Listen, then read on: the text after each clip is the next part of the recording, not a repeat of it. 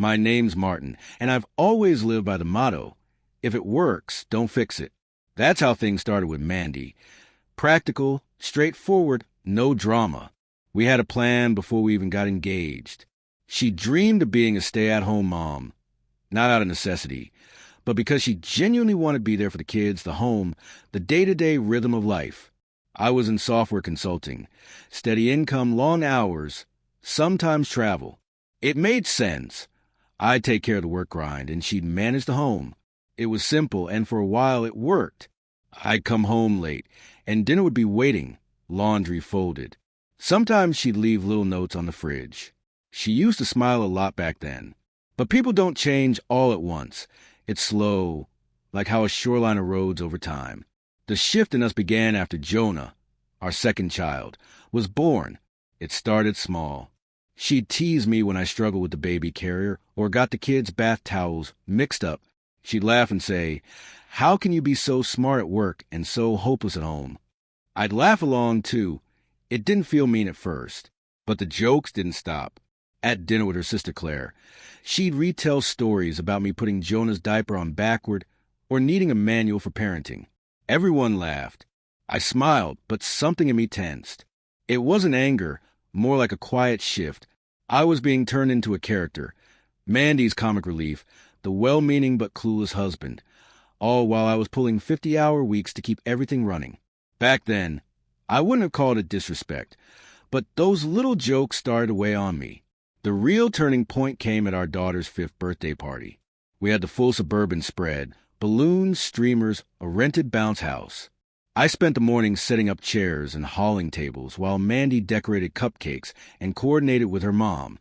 By noon, the backyard was buzzing, kids running around, parents chatting, plates loaded with sugar. It looked like a postcard perfect day. I was carrying a tray of juice boxes across the yard when I heard her voice from near the patio table. She was laughing with 3 other moms, all friends from the school. Then she said, "Martin tries, he really does, but he loaded the dishwasher last week like it was a crime scene." Laughter. One of the moms chimed in, "Oh no, not another Martin moment." More laughter. Mandy kept going, "I swear he asked me if shampoo goes before or after conditioner, and that was last week." I stood there holding the tray, stuck in place. It wasn't the laughter that stung, it was the tone. She was comfortable telling these stories like they were routine, like I'd become this ongoing inside joke. The punchline everyone was on, except me. Later, after most guests had gone and we were stacking chairs, I brought it up. I said, "Maybe don't do the whole Martin's clueless thing in front of a crowd." She looked at me, surprised. "What are you talking about?" I told her, "I just don't want to be the butt of every joke when there's an audience." She smirked. "Oh, come on, it's not that deep." That was the problem. Everyone laughed, and to her, that made it okay. I didn't sleep much that night. Not from anger.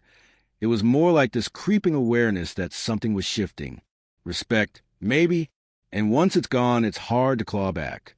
A few days later, I took Jonah to his pediatric checkup. Mandy had a yoga class and asked me to cover it. No big deal. I packed everything. Snacks, immunization records, even extra diapers. I felt prepared. But while checking in at the clinic, the nurse looked at me with this amused smile. "You're Martin, right?" she asked, flipping through the file. I nodded. She chuckled. "Your wife says you're brave for flying solo today." I gave a weak smile. "It's not that hard." She grinned. "Oh, I know. She's just funny, always cracking jokes about your dad's skills." I didn't say anything, just nodded. But that line, cracking jokes about your dad's skills, echoed all the way home. In the car, with Jonah asleep in the back, I just sat there, staring at the dashboard. She wasn't just making those jokes at home. She'd started sharing them out in the world. And people believed them. 2 days after that, her brother Scott came by to help me install shelves in the garage. We were measuring studs when he tossed me a level and said, "You sure you know how to use that?" Mandy says tools aren't really your thing. I didn't answer, just looked at him. He laughed nervously. "Just teasing, man." "Sure." That night, I brought it up again at dinner. I asked, Mandy, you ever notice how people are starting to echo your jokes about me? She didn't look up, just kept cutting Jonah's chicken nuggets.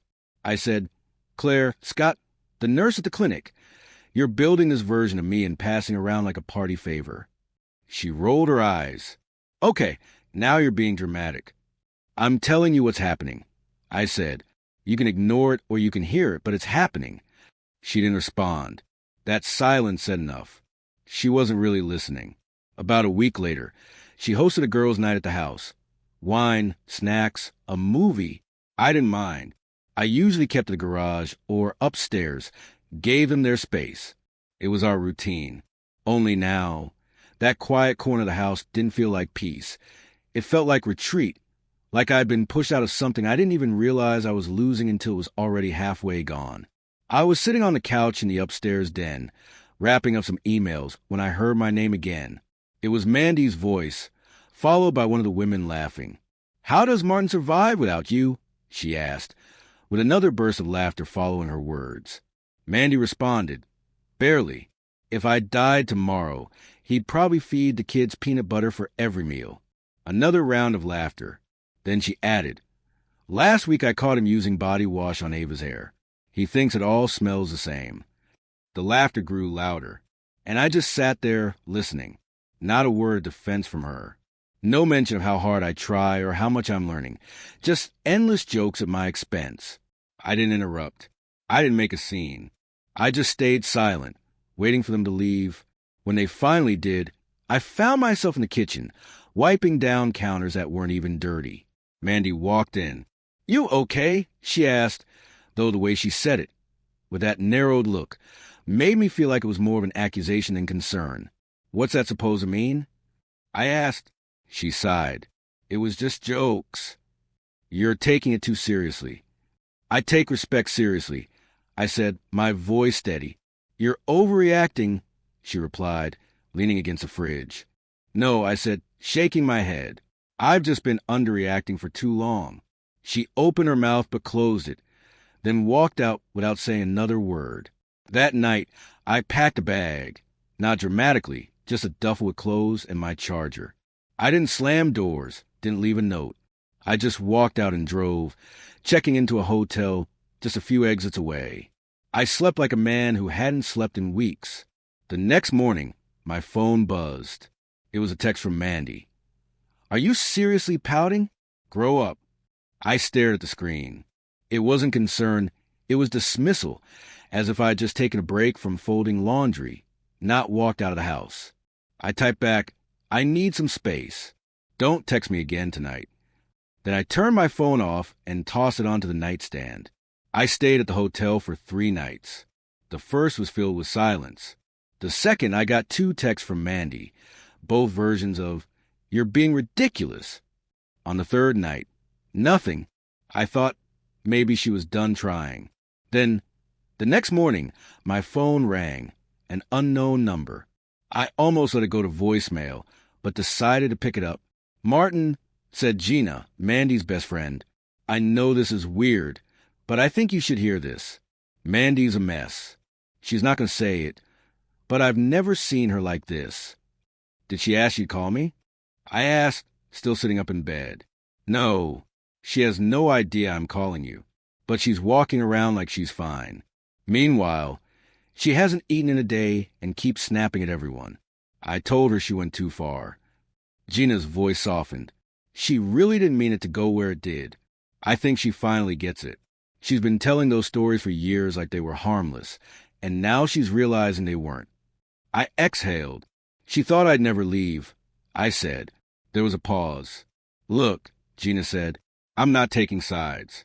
But if you care, and I know you do, maybe don't wait too long to talk. She's not great at apologies, but I promise you, this one's real.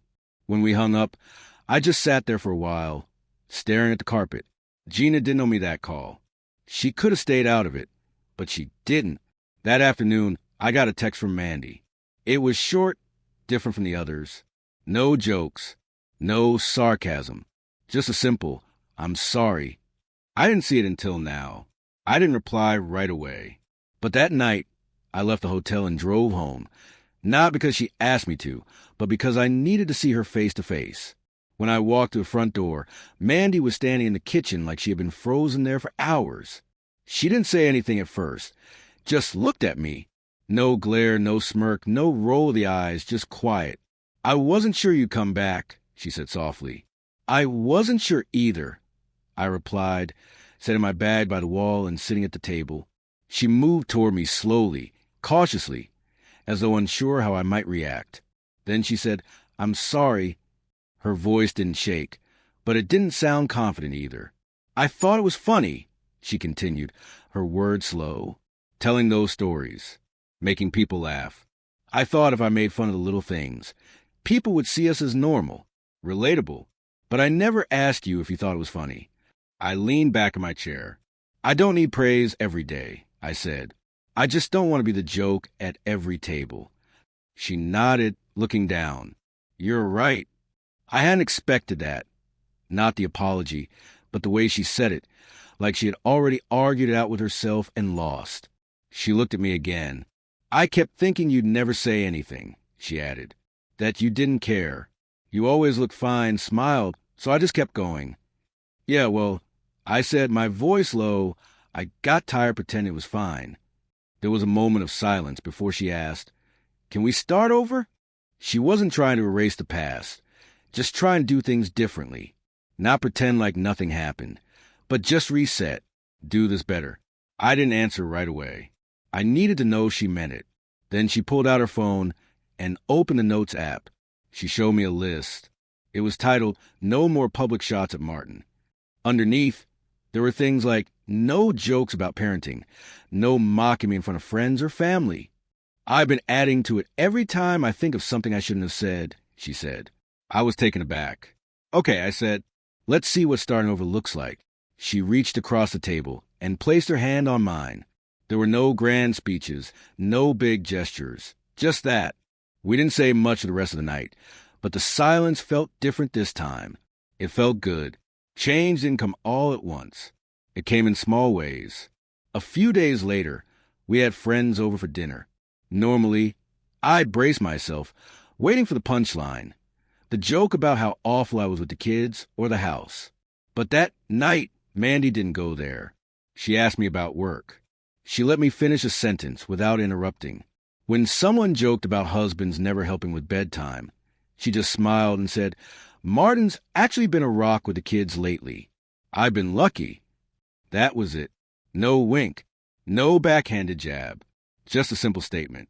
After they left, I was cleaning up when Mandy walked over and handed me a glass of water. "I could tell you were waiting for it," she said. "I saw it on your face." I didn't deny it. "I'm trying," she added, "not just to fix what I did, but to see you better."